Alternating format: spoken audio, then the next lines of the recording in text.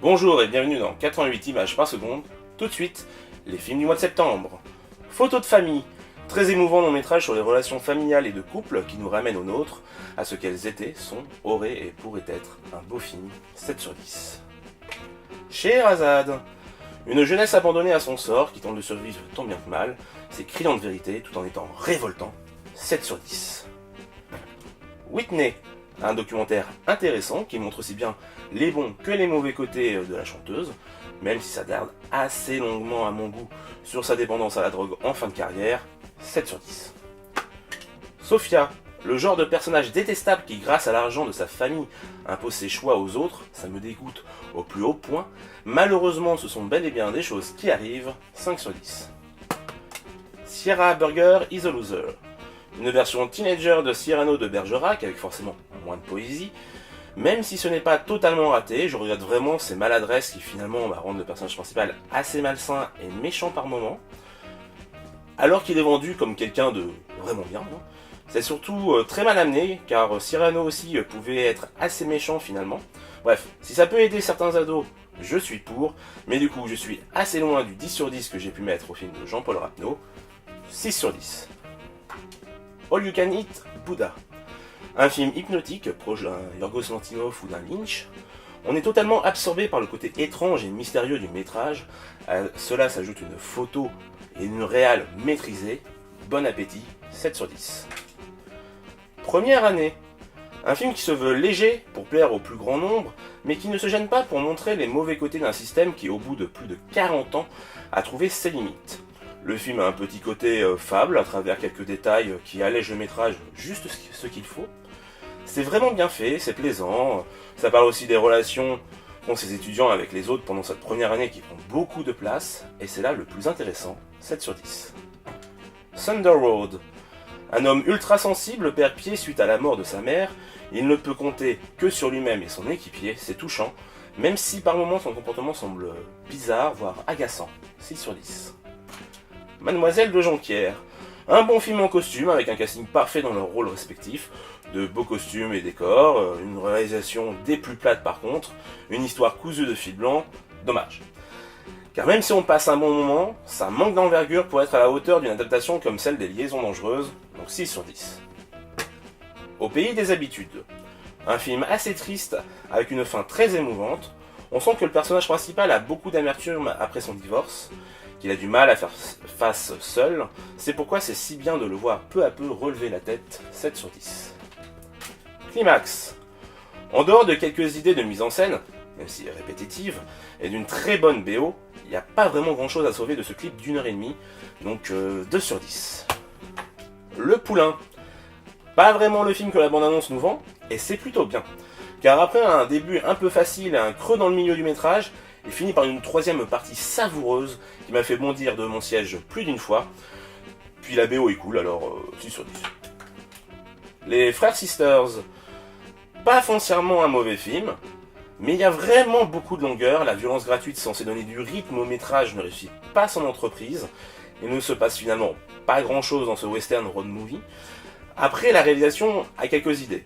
Il y a tout de même de très bons comédiens, même si on aurait voulu un personnage mieux écrit pour Joaquin Phoenix. Bref, pas le film de l'année, c'est sûr, 5 sur 10. Vaurien. Un super sujet, mais malheureusement on comprend très vite, trop vite, où le film veut en venir, et du coup ça désamorce beaucoup trop la situation de tension. À côté de ça, on a un des plus beaux castings de second couteau du cinéma français, donc rien que pour ça, allez-y, 5 sur 10. L'amour est une fête. Un film bien produit à l'instar des Frères Sisters, avec de bons comédiens, mais qu'est-ce qu'on s'emmerde. L'enquête policière est inexistante, ce qui rend le fond du film vide, malgré une fin sympathique, 4 sur 10. Leave No Trace. Un film de plus nous montrant à quel point le système est mauvais et cherche systématiquement à tout contrôler, étant tout pour ne pas laisser la place aux marginaux, dont ceux qui veulent simplement vivre en autarcie. Cela en abordant les thèmes du choc post-traumatique lié aux horreurs de la guerre, ainsi que le libre arbitre, essentiel dans ce genre de métrage. Bref, intéressant. Mais quelques longueurs et un chouïa déçu, je m'attendais à mieux, 6 sur 10. Fortuna. Un film assez lent, trop lent même, je dirais, car j'ai failli m'endormir. Ce fut d'ailleurs le cas de plusieurs personnes dans la salle. Malgré ça, c'est quelque chose qui fonctionne avec le visuel du métrage et le lieu où se déroule l'intrigue, à savoir un refuge pour migrants tenu par des moines en montagne. Ce qu'on retiendra plus que l'histoire, qui finalement n'arrive pas à mes yeux à être assez percutante, c'est sa photographie sublime, où chaque image est une œuvre d'art, 5 sur 10. Donbass, un film dur avec son spectateur, mais qui montre la vacuité de l'homme, sa capacité à manipuler et à se faire manipuler, sa bêtise, sa violence, etc. Ici, certes, l'action se déroule en Ukraine, mais cela pourrait tout aussi bien se passer ailleurs, 8 sur 10. I Feel Good, pas le meilleur film du duo de Lépine-Carverne, mais un bon moment à passer avec Dujardin et Moreau, oscillant entre le Emmaüs où elle travaille et les lubies de son frangin qui les emmène jusqu'en Ukraine. Bref, un bon délire comme d'hab, avec ses zigotos, 7 sur 10. Un peuple et son roi. Voir autant de moyens réunis à l'écran pour un résultat pareil, c'est désolant.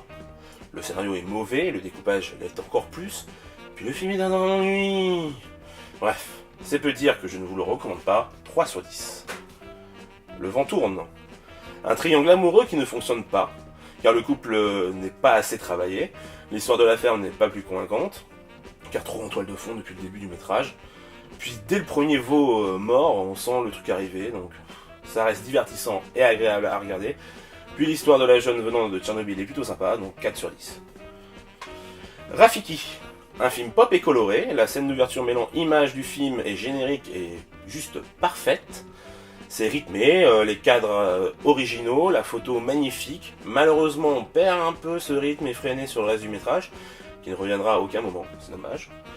L'histoire est assez classique, mais c'est vraiment la forme qui magnifie cette histoire. Puis le fait que ce soit au Kenya rend la chose d'autant plus intéressante, donc 7 sur 10. The Little Stranger, un film qui balade son spectateur du début à la fin. On ne sait jamais quelles sont les intentions du métrage, ce qui est très agréable aujourd'hui. Où la plupart du temps, à peine le film a commencé, on sait déjà la fin. À cela s'ajoute une atmosphère glauque à souhait, et un casting sur lequel il n'y a rien à redire.